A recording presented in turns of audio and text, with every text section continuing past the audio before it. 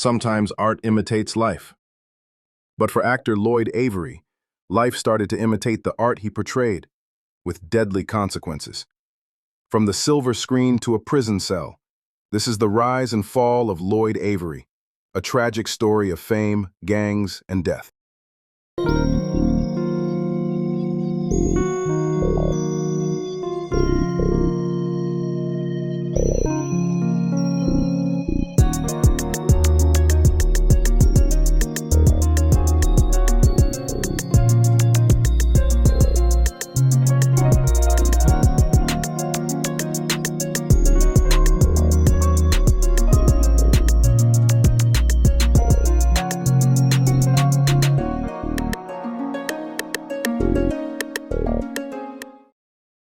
Lloyd Avery II was born on June 21, 1969, in Los Angeles, California. Raised in the upscale neighborhood of View Park, Windsor Hills, Avery came from a stable, middle-class background, far from the street life he would later embrace. He attended Beverly Hills High School, where he was known for his artistic talents and quiet nature. No gang ties, no street reputation, just a young man with Hollywood dreams. In the early 90s, Avery broke into acting, landing minor roles, but in 1991, his life would change forever when he was cast in John Singleton's iconic film, Boyz in the Hood. Lloyd played the blood gang member who murdered Ricky, one of the most unforgettable scenes in urban cinema. Ironically, at the time, Avery wasn't affiliated with any gang. He was simply playing a role.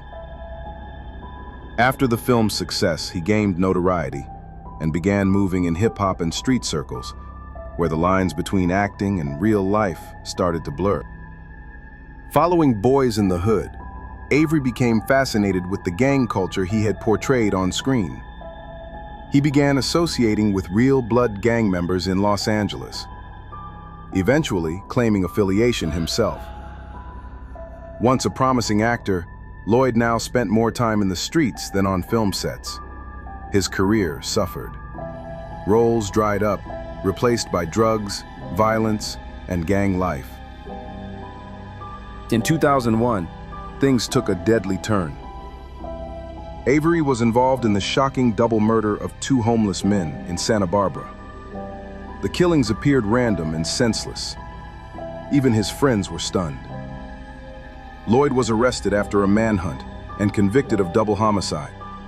The young actor who once had Hollywood in his hands was now facing life in prison.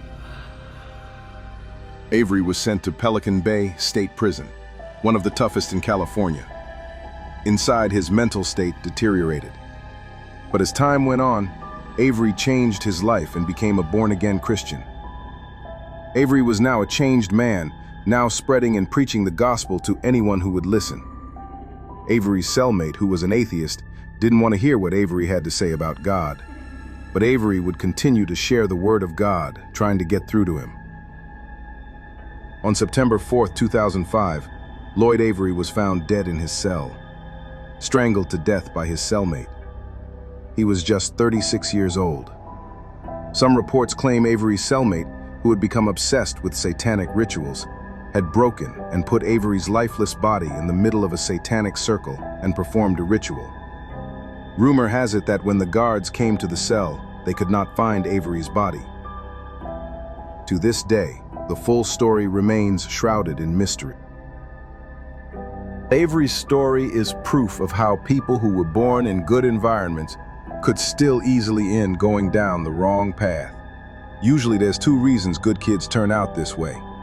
Either they were teased about not being hood or down enough because they come from a better home and environment, or it could be that they were not exposed to that lifestyle and only seen it on TV. So when they finally experience parts of that life, they become addicted to it. They're amazed by the gangsters and the persona that they have, or most times they see how rappers make it cool and glorify a certain lifestyle in their songs, and they want to see if it's true. Avery's story is actually similar to the story of Cameron Terrell, except Cameron happens to be white. Avery could have gone on to have a solid career if he would have stayed away from the streets and continued working. He's also starred in movies like Poetic Justice, Don't Be a Menace, Shot, and Locked Down. It was told that before Avery's incarceration, he was working on a film called Jungles, a film about a gang-dominated neighborhood in which he spent much time in that's controlled by the Bloods. Unfortunately, he never had a chance to see his project come to life due to getting caught up in the life of crime. From a middle-class upbringing to Hollywood fame, from portraying a gangster to becoming one, Lloyd Avery's story is a chilling example of how the streets can consume even those who were never built for them. An actor remembered for one infamous role, and an even more infamous downfall. Rest in peace, Lloyd Avery. You've been watching Street Legendz. Like, comment, and subscribe for more stories of the rise and fall of icons from the streets, the screen, and beyond.